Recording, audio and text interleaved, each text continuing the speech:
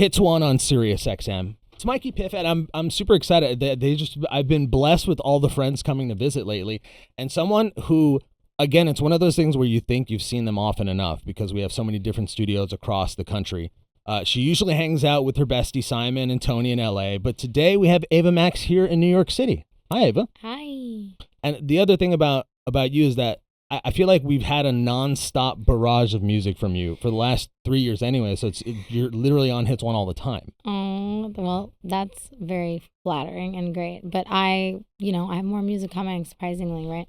You only just dropped an album, so you're like, nah, there's more. I'm like, there's a deluxe. There's other albums too in the next few years. Well, I hope so. Yeah. I mean, well, let's just run it down, right?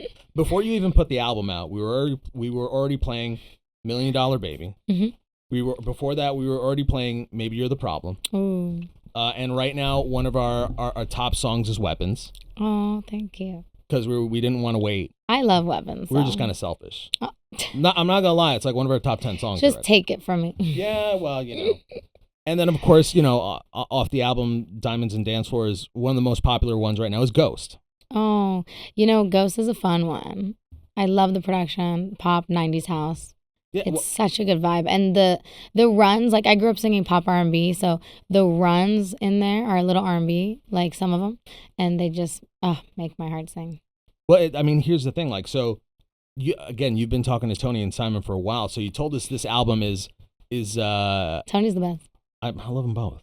I'm glad they're sharing. I was talking about this Tony, but Tony Fly and Simon is also the best. Are also the best. But last time I was like, there's a Tony here, there's a Tony there. I mean, listen, a lot of Tonys come from the East Coast. But last time you went to visit them, you told them like this album, obviously, a lot of dance, but it's like dancing your tears and the hurt away because this was about a relationship. It's a celebration on the dance floor.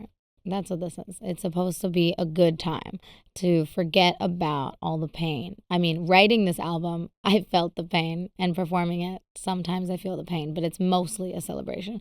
I want people to have a good time. Right, because you're getting over it, you're moving on, you're almost shaking it all off. I like that, yes. Hopefully, because it's all fun, pop dance songs, you're doing that with friends. Mm-hmm. So if this was like a catharsis for you, like releasing it, is it just do you enjoy listening to it as much, or is there a whole different set of songs that you do the same with that you hope people do with this album? I mean, definitely any Spice Girls song. That's what I can really connect Diamonds and Dancefloors with, kind of almost, just because of the energy I feel from Spice Girls and the energy I feel from Diamonds and Dancefloors. It's kind of like it can be a little sad lyrically, but then the production makes you want to dance.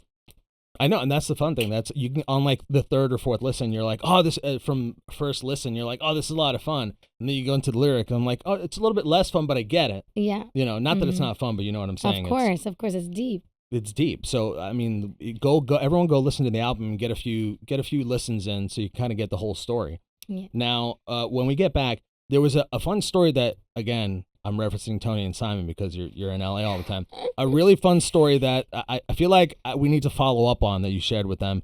I'm scared. It involves online dating. I'm not gonna lie. Oh. All right, and you know what? Being that it's Valentine's week. You know what? Should I get back on? Maybe I need to get on it. I don't know. No, I'm definitely dating right now, though.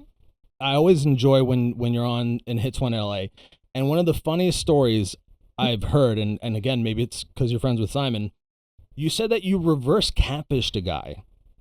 Because, listen, I can't imagine, you can't just like go on Tinder. I still can't believe I did that. Simon's one of my best friends, so I really was a bit unhinged on that interview. No pun intended, unhinged. Unhinged. Yes, so but you can't just say, hey, I'm Ava Max. I mean, maybe you No, can't. I couldn't. And this was a few years ago, like a couple years ago, when like Kings and Queens was on the radio, and like, I just felt really uncomfortable dating.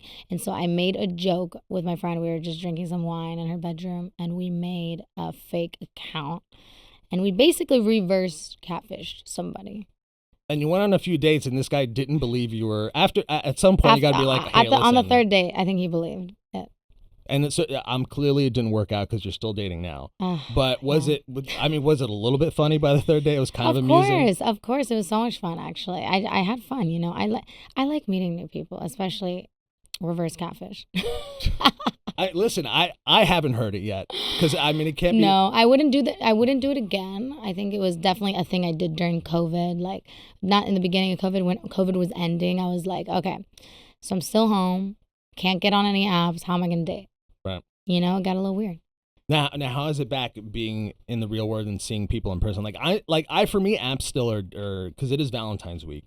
You know, everyone's kind of doing their thing. You gotta have Valentine's Day, right? What's a good Valentine's Day for you? Ooh, like, I don't know, like an Italian dinner, a movie night, and some chocolate. I love chocolate, but I'll buy myself chocolate. I mean, you got to treat yourself first. Yeah, in the morning, I'll just be like, oh my God, thanks, Ava. Oh, yeah, you're welcome, Ava. Or maybe a little Galentine's, if that's still a thing. Like Galentine's, you know, my birthday is on Thursday, so I'm doing a Galentine's, like, weekend/birthday trip with my girls for 2 days. So that's awesome. Yeah, like a spa weekend type of thing. Well, I feel like you definitely deserve a vacation. Oh, thank you. 2 days is good, though. You know, 2 days is good. I just can't wait to get back on the road and, like, see my fans and perform. I'm really excited. Well, I was going to say, before we get into the songs, like, is that the full-on plan? Are we going to tour this summer throughout the what? Oh, we're touring all year, baby. We are going everywhere. What can you share with us that's allowed legally? Spring, you know, spring, summer. You're going to see a lot of me on a stage. Which I believe, honestly, I kind of like, in my head, I'm like, finally. Yeah, finally. Oh my God, finally is the word of the year. Because I feel like I've been wanting to tour since Sweet But Psycho came out. And I just couldn't for various reasons. And I just also didn't have any control over it. And now I do. And I'm very happy. Like I said before, Weapons is one of our most popular songs on Hits One because we just couldn't help ourselves. Selfishly, I love the song. I love the message of that record. Tell us about the song. How much can you give us behind the scenes of the creation of Weapons? That song is very special to me because it's just about being careful with what you say. And I think a lot of people should be careful with what they say because words hurt. And that's all that Weapons is about. Just not spreading hate, only spreading love and being kind. And keeping your guard up a little bit. Like, you know, I got my bulletproof vest on, like my imaginary bulletproof vest on with all your toxic words coming at me. Like, I'm fine. Just be a kind person. That's just really what it's about. Yeah, I mean, there's two things in what you said. One, when people say things, it's kind of more about them than it is about exactly, you. because I'm going to protect myself. I'm going to protect my energy. I'm at a place in my life where I know how to protect myself now in my space. And I hope a lot of people do too. But I think, you know, you can't really take it personal. But sometimes you do. And it gets stuck in your mind. And that's why I think people should be careful with their words. Because you can really hurt somebody for a long time. Yeah. And the other part about it is that a lot of times it doesn't happen in person anymore. It's like a text or a DM, and like that's the worst way to have a productive conversation. Yeah, like especially when like I hear some people like break up with their, you know, boyfriends or girlfriends over text, and like it's just so sad. It's like, no, like you maybe they've been together with this person for years and they're just like ghosting them and like being rude through text. It's like, I don't know. Be kind. Does that ever happen to you? Like, no, it's happened to some of my friends. How do you how do you like console someone like that? Because it is like the most ass backwards way to do something. I know, it's just sad, and it's like, you know, I don't understand why people do that to other people. I think it's because it's easy. Well, I don't know why people do a lot of things. So it's true, but I think it's the easy way. It's like I don't have to like look you in the eye. Yeah, I guess some people aren't good at confrontation. Yeah. No, maybe a little chicken. Oh, a little buck. You know. The only time we've ever met in person was literally the first time you came and visited here. I remember. I had a really horrible outfit on. Yeah, I'll never forget. Damn it, no. But so let's get to Ghost, because that song, like, I mean, obviously the whole album is super consistent and up tempo, and like we were saying before, it's got so many layers to it. But Ghost seems to be the song that a lot of people are gravitating towards. What give us the scoop on Ghost? I don't know, maybe the production, it's very different from every other track on the album. Like I said, it's like sonically not 90s house mixed with pop, so it has a lot of different elements to it where I feel like whoever you are, wherever you are, there's some kind of element in that song where maybe it's kind of nostalgic almost. It's like a feeling you maybe heard or a sound you heard when you were younger. And what about the lyrics, the story? Lyrics. Oh, and that I'm sure because you've got a lot of great lyrics on this album. I'm sure it's really relatable. Feeling like your ex is following you everywhere. That's what Ghost is about.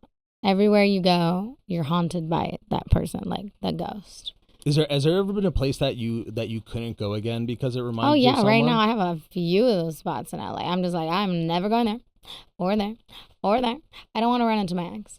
That's kind of a bummer when like you share things. Sometimes it is because I'm really upset about this place. I'm like, I want to go there, but especially if it's like favorite food or something. Exactly. Maybe you could order out, but I know. I find it interesting, and I only read this the other day, where it's like you spend so much time with a person, like 1 year, 2 years, however long it is, and all of a sudden they're just not in your life anymore. They disappear into the background, and it is such an odd thing when you think about it.